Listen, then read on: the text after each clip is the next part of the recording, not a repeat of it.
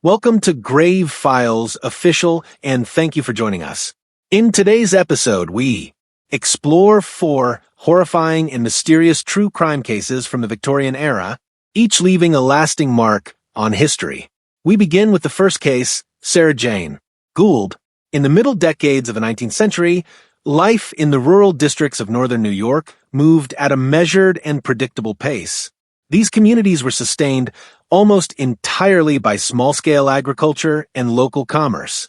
Families depended on grain cultivation, dairy production, and seasonal labor, while village economies revolved around mills, general stores, taverns, and the slow movement of goods along regional routes. In places like these, order was not enforced primarily by formal authority or distant institutions. Instead, it rested on shared expectations, quiet, persistent rules understood by everyone who lived there. A person was considered respectable if he or she worked steadily, attended church, behaved with restraint, and lived according to standards accepted by both household and community.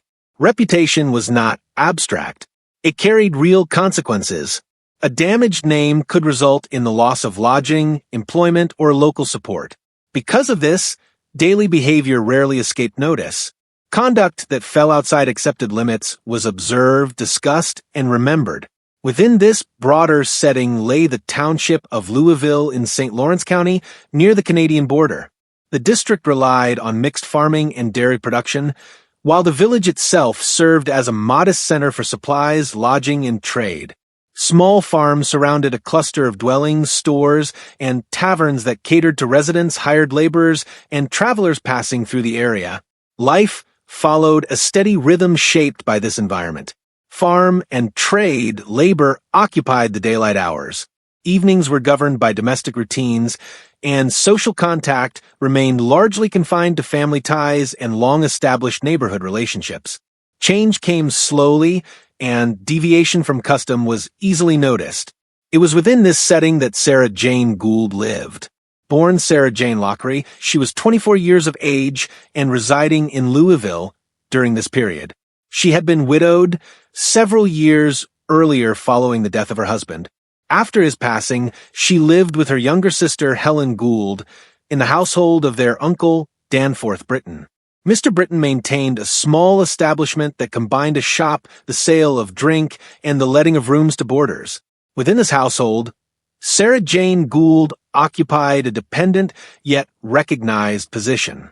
Her daily life consisted primarily of domestic tasks customary to such arrangements, assisting with household work, sharing meals, and participating in the regular routines of family life. As was typical for unmarried women living within extended family households, her movements, correspondence, and social interactions took place under the notice of senior members of the household. Supervision of this kind was considered both necessary and proper, especially in rural districts where reputation carried lasting weight. At that time, widowhood imposed clear social and material limitations upon women. Employment opportunities were largely restricted to domestic service or assistance within family households. Social standing depended heavily on continued residence under the supervision of male relatives or senior kin. Such protection provided lodging, maintenance, and regulation of daily conduct. Without it, a woman's position could quickly become uncertain. For a woman of Sarah Jane Gould's age, remarriage represented one of the few recognized paths toward long-term stability. It offered lawful household authority, regular maintenance, and a settled place within the township's social and economic order.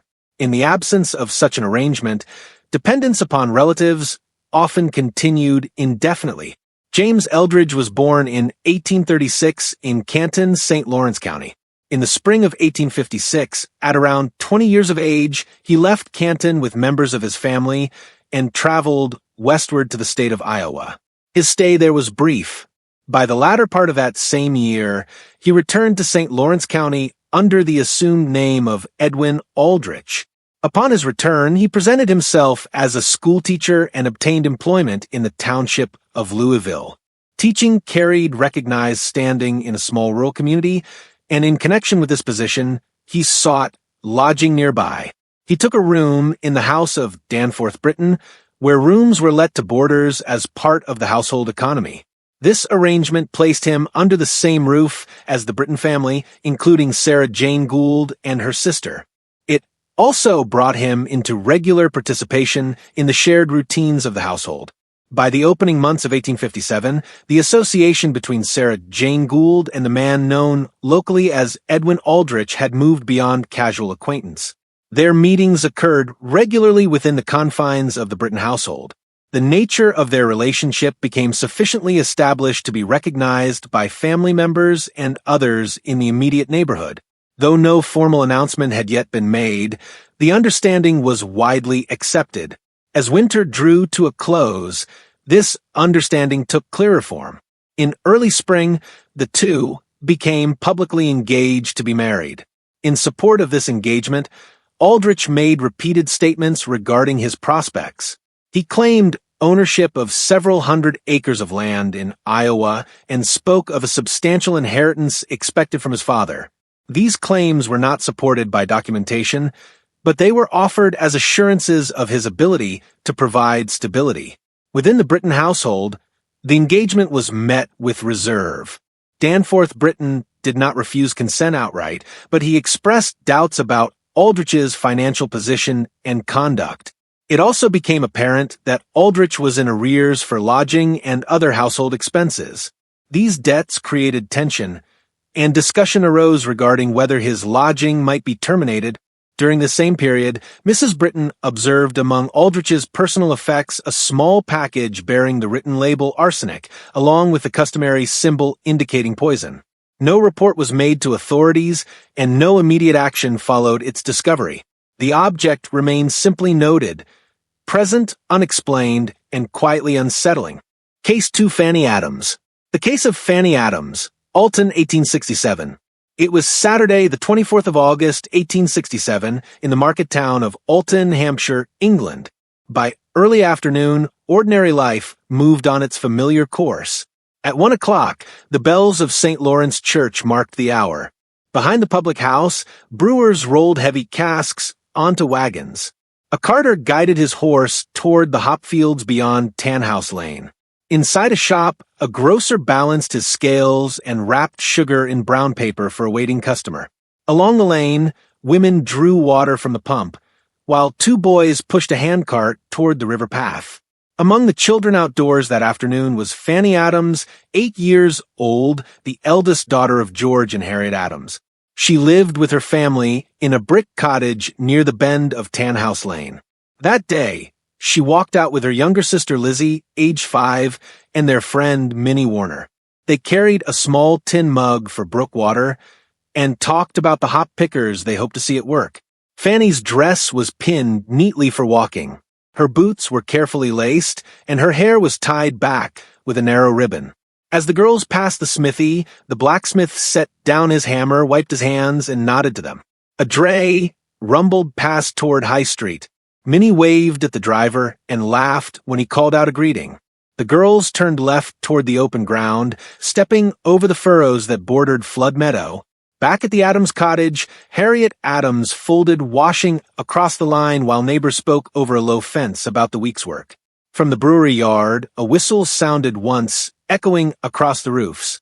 Beyond the hedge, the three small figures continued along the field path, their voices fading into the warm afternoon. It was the last time Fanny Adams was seen alive. After leaving the lane, the girls crossed the stile that opened onto Flood Meadow. The ground was dry from the week's heat, and men working among the hop poles called brief warnings as carts passed. Fanny and Lizzie paused to watch one wagon being loaded. Minnie carried the tin mug to the brook and filled it. The three children sat for a moment on the grass, talking of sweets from the shop and of a kitten Minnie's mother had promised they could visit. Then a man approached from the direction of Alton High Street. His name was Frederick Baker, 29 years old, a clerk to a solicitor named Clemens. He was known in Alton by sight, a tidy man in a waistcoat and high collar, often carrying papers in a leather folder. The girls recognized him and greeted him without fear. Baker spoke, briefly, smiling as he reached into his pocket. He gave each child a penny. Then he asked Fanny to walk with him a short distance toward the upper field, saying he would buy her sweets if she helped him carry a parcel. Minnie later recalled that Fanny hesitated, but then followed him, turning once to wave goodbye. Baker led her along the narrow path between the hedge and the hops. Lizzie and Minnie remained by the stile, counting their coins and tossing pebbles into the brook. When they looked again, Fanny and the man were gone from view. By mid-afternoon, Flood Meadow emptied. Workers left for the inns near High Street, and carts rattled back toward the brewery. Lizzie and Minnie waited, expecting Fanny to return. But when the church bell struck 3, they turned home. Near the corner where the lane widened, they met Mrs. Gardner, a neighbor. Lizzie told her that Fanny had gone away with the man from the office. Mrs. Gardner advised them to go straight home and tell their mother. At the Adams cottage, Harriet Adams was still folding linens when the children arrived. Lizzie repeated the story, holding out the penny she had been given. Harriet listened, looked toward the fields, and immediately crossed the yard to fetch Mrs. Warner. Within the hour, townspeople were walking the path beyond the meadow, calling Fanny's name. Before evening, a constable had been informed. Back on High Street, Frederick Baker returned to his employer's office around 5 o'clock. He wrote at his desk, entered routine notes in the ledger, and spoke with another clerk about a letter to be copied. Nothing in his manner drew attention. When he left at dusk, he paused to wind his watch and walked home past the churchyard, gloves folded in one hand. Along Tanhouse Lane, lanterns were already being lit. Voices carried softly over hedges. "Fanny, come home." Only the river answered. As darkness fell, the search widened. George Adams returned from the brewery, took a lantern, and joined the men moving toward Flood Meadow. Children were called indoors. Women stood in doorways, listening for news. The grass in the meadow stood high and still. Men spread out along the footpath, calling her name. A cap was found in the hedge, but it belonged to another child. Others waded into the shallow river, sweeping lantern light across reeds and stones. Nothing appeared. By 8 o'clock, the constable from Alton Station arrived, questioned witnesses, and sent word to his superior. The account was the same. Fanny Adams had walked away with a man in a waistcoat whom she appeared to know. Near 10 o'clock, Thomas Gates, a retired soldier, moved along the edge of the meadow with a lantern and a stick. In the thicket by the fence, the light fell upon a small, motionless figure. Gates knelt once, then called out for help. 2 men ran to him. One covered his mouth. Another turned away. Gates stood, holding the lantern until his arm shook, then lowered it and put his hand over his face. No one spoke. The constable arrived and ordered the ground cleared. He spread his coat over the body and sent for Inspector Cheney. Women who arrived at the fence cried out and were held back. Lanterns were set along the hedge. Items were carefully lifted, wrapped, and set aside without comment. By midnight, the covered form was carried away toward the lane. At first light, on Sunday, the remains were brought under guard to the parish room beside St. Lawrence Church. Dr. Lewis Leslie conducted a quiet examination, recording each finding precisely. By mid-morning, the cause of death was entered as unlawful killing. Later that day, Frederick Baker was taken into custody. Upon searching him, constables found penknives and his daybook.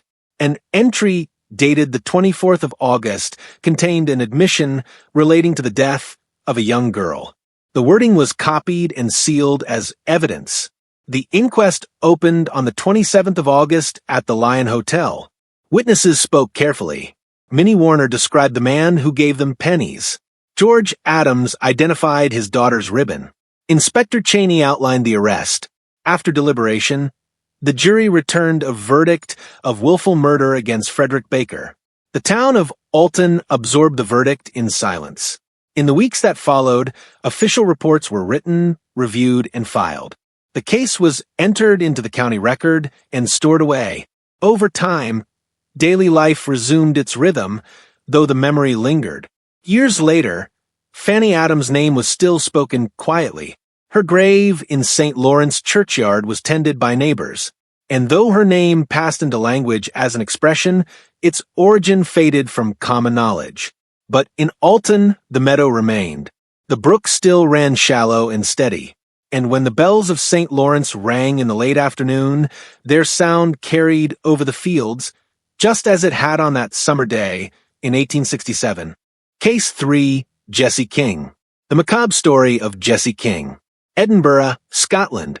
Autumn rain had darkened the stone streets of Stockbridge, and the smell of coal hung low between the houses. On Cheney Street, near the corner shop where bread was sold by the half-loaf, young woman named Jetty King rented a single room with her companion Thomas Pearson.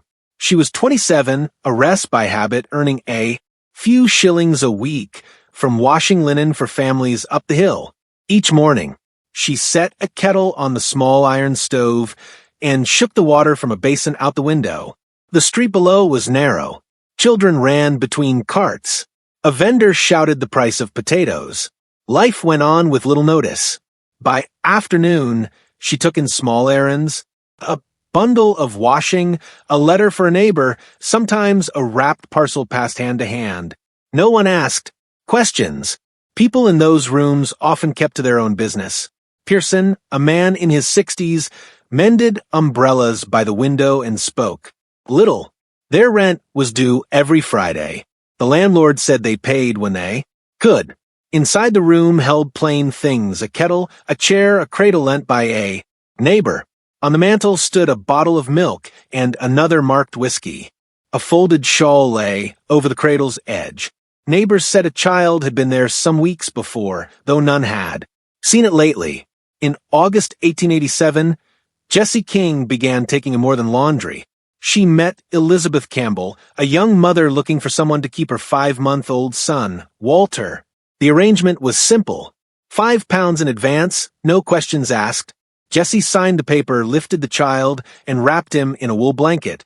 Walter's eyes were half closed, his thumb pressed to his mouth. From time to time, a faint sound came, a soft, rhythmic click as he sucked. Jessie carried him home to 21 Daleth Road, a narrow lodging with a small stove and a cradle near the wall. For several weeks, the neighbors heard those small night noises through the thin boards, the hiss of the kettle a single, baby cry, then quiet. By October, the window stayed dark and no one asked further.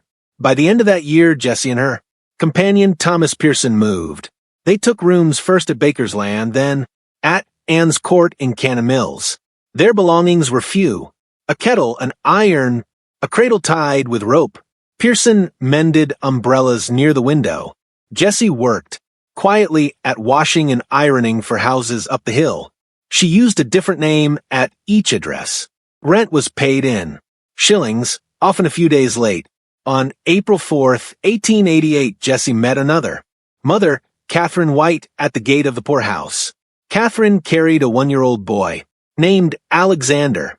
He clung to her neck and babbled the first shapes of words, small sounds that meant nothing but filled the air. Catherine handed him over with care. Jessie took the child, adjusted his coat, and thanked her. On the way back to Ann's Court, she stopped at a shop for a bottle of milk. A neighbor later remembered seeing her pass, the boy's hand gripping her sleeve. After May, the cradle by her window was no longer there. In June 1888, Jessie and Pearson moved. Again, this time to Chain Street in Stockbridge. The room was smaller, the walls damp from the river air.